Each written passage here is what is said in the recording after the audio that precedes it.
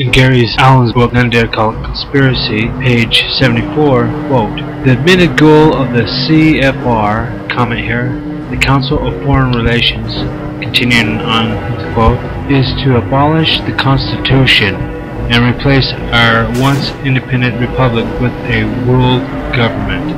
On page 121, quote, "The insider's code word for the world superstate is New World Order, a phrase often used by Richard Nixon," end of quote. In Gary Allen's book, The Rockefeller Files, reading page 129, read this about what the New World Order is planning to do with establishing a World Food Bank. Paul Scott says that the present boards, quote, "by calling the development of a global strategy and policy for food and oil within the structure of the United Nations, the President clearly signals his acceptance of the new international order being sought by Henry Kissinger." Page 129, and all throughout this book, before even Bush came out with openly and publicly talking about the New World Order, the book mentions it as well as Gary Allen's book, Called Conspiracy. June 12th, 1998, Friday, on KTKK, K-Talk Radio, 630 AM radio in Salt Lake City, Utah. A woman who studied world economics talks about what the New World Order are doing with regard to buying up food and different things of this nature, and they're trying to also establish a money system.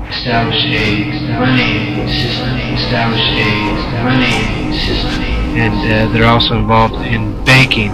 Rockefellers especially involved in banking and the oil. Around in the last 15 or 20 years, an intense push around the world to have this globalized economy, which has been against the sovereign interests of nations and peoples. On page 127 of Gary Allen's book, The Rockefeller Files, quote, "On numerous occasions, Kissinger has declared that his goal is to create a new world order." Syndicate Washington columnist Paul Scott reveals, "It is Kissinger's belief, according to his aides, that by controlling food, one can control people, and by controlling energy, especially oil, one can control nations and their financial systems.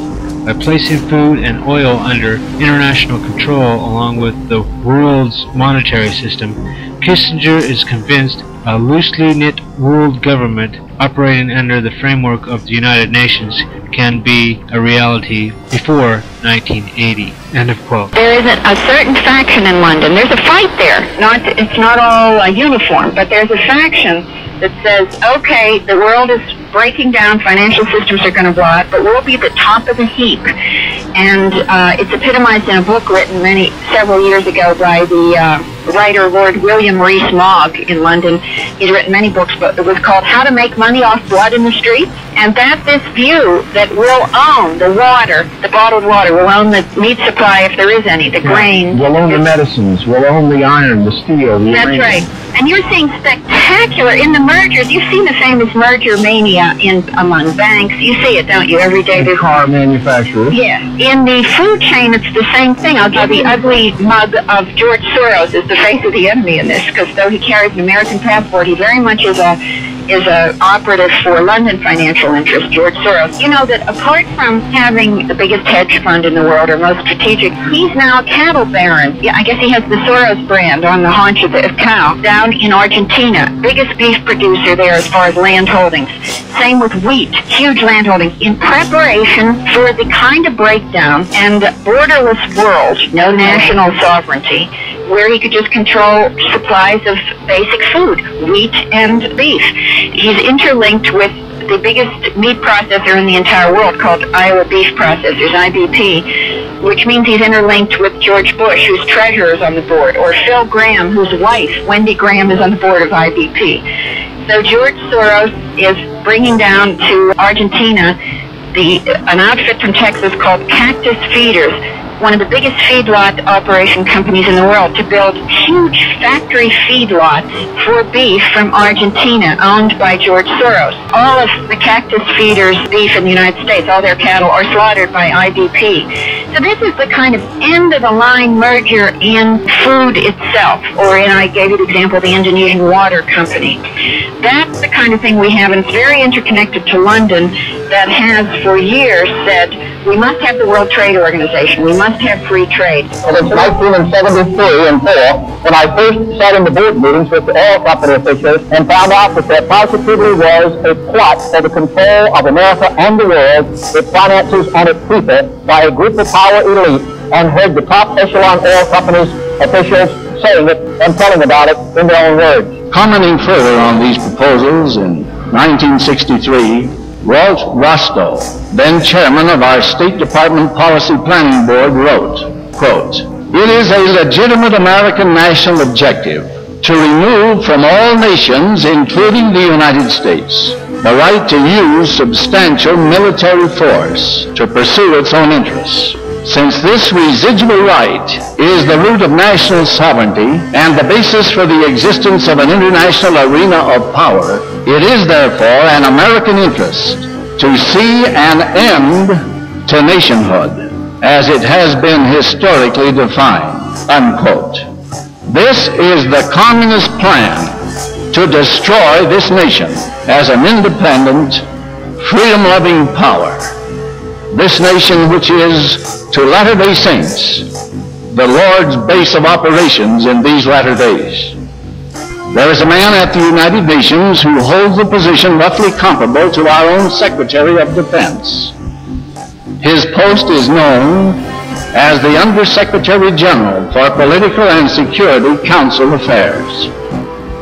Appointed by the Secretary General, this man has, in addition to wide and unspecified duties in the political field, three primary responsibilities in the field of military activity.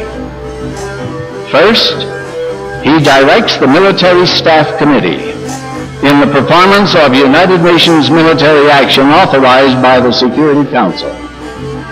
Second, he is in charge of all disarmament moves, which I have just outlined. And three, he is in charge of all atomic energy, which already has been turned over to the United Nations and that which is to be turned over in the future. It should be obvious that these three functions, centered in the office of the United Nations Undersecretary for Political and Security Council Affairs, may soon place into the hands of the man who holds that office absolute power of life and death over every one of us. Since 1945, there have been 9 men appointed to this position. 8 of these have been Russian communists, and 1 a communist from Yugoslavia. And yet there are those who blindly say the United Nations is not communist dominated. What in heaven's name does it take to wake up the slumbering American spirit of resistance? Does not this list cause anyone to feel a chill of uneasiness? How much longer must we sit by and passively permit the international planners to get away with such gross perfidy?